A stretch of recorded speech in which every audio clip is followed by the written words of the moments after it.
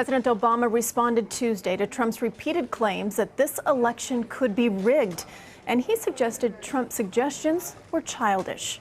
The notion that somehow if Mr. Trump loses Florida, it's because of those people that you have to watch out for, that is both irresponsible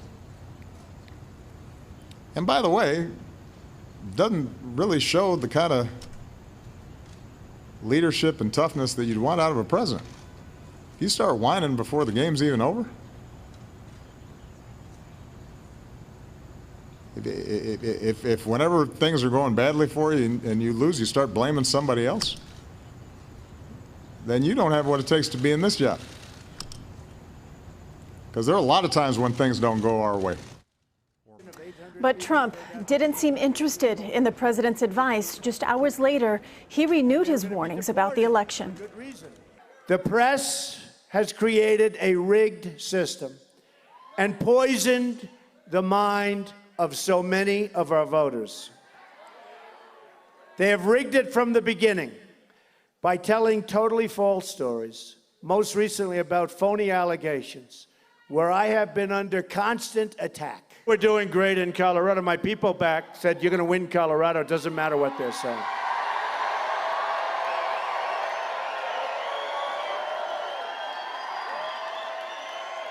Get out and vote.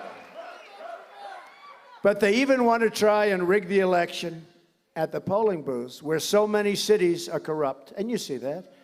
And voter fraud is all too common. And then they criticize us for saying that.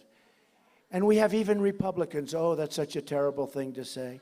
Well, take a look at Philadelphia, what's been going on. Take a look at Chicago. Take a look at St. Louis. Take a look at some of these cities where you see things happening that are horrendous. To discuss more on this topic, Kevin Sheridan is in Washington. He was communications director for Paul Ryan's 2012 vice presidential bid. And here in New York is Emily Tish Sussman, a Democratic strategist and campaigns director at the Center for American Progress Action Fund. Thank you both for joining me. Emily, I'd like to start with you if I can. Let's start with the president's remarks today. What did you make of that? I thought the president was absolutely right. I think what he's been saying, Trump can sense that he is no longer, during the primary, he could always say, I'm the top, I'm the top, I'm the top. And it turned out he was winning state by state. And so now he can't just keep rolling on that. But so now he's trying to say, if he's not at the top, if he's not winning, it must be the system. It must be everyone who's against him. I mean, we can go after instance by instance of where Trump has said that the system is rigged against him. It was the moderators. It was the microphone. It was the polls. It's the now dozens of women who have separate accounts and corroboration who have said that he has either made attempts at them or spoke lewdly to them in some way. So, I think the president is exactly right. In some ways, it's about Trump.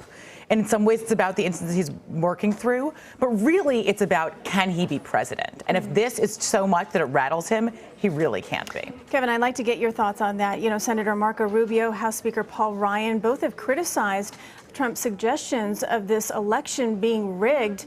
Why are they pushing back? Well, I happen to be somebody who takes voter fraud seriously. I worked on it when I was at the RNC, as many people did. And I think, we should take allegations of instances when it happens seriously. However, you're not going to be able to delegitimize an election 3 weeks out from it when you're down by up to 8 points, 10 points. By saying that voter fraud is going to be what what does it, and that's what he's trying to do right now is give himself an out for not performing as a winner, and he's defined himself as a winner all along, and he's in a position where he's not going to win. If the election is held today, he would not win, and he needs a reason. Now, if he wants to talk about the media being against him, perfectly fine. If he wants to talk about even the FBI being on the side of Hillary, because I think they are too, make that case. Be specific, but don't try to, undermine the entire election of our country. Kevin, just curious if you think, though, that local municipalities will take extra steps to make sure that there are no questions in the voting results.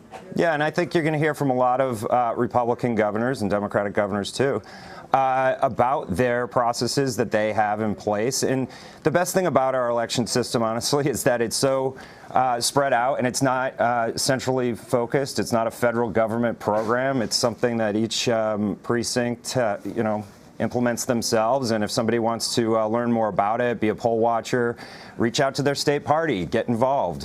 You can do that, and everybody should take it seriously. And this kind of talk, this kind of loose talk, though, with it is not particularly helpful to our democracy. But I think you were going to jump in. Yeah, I mean, I think it is worth noting that, voter fraud, even though Trump is trying to raise the flags on it, is actually not so widespread. Out of the last couple of years, out of 1 billion ballots cast, there were 31 cases of voter fraud. So that's the numbers. I mean, I worked in voter protection, in election protection in Pennsylvania, where Trump is saying that, he thinks it's very likely. It does not happen. Voter fraud does not happen. What does happen is intimidation at the polls.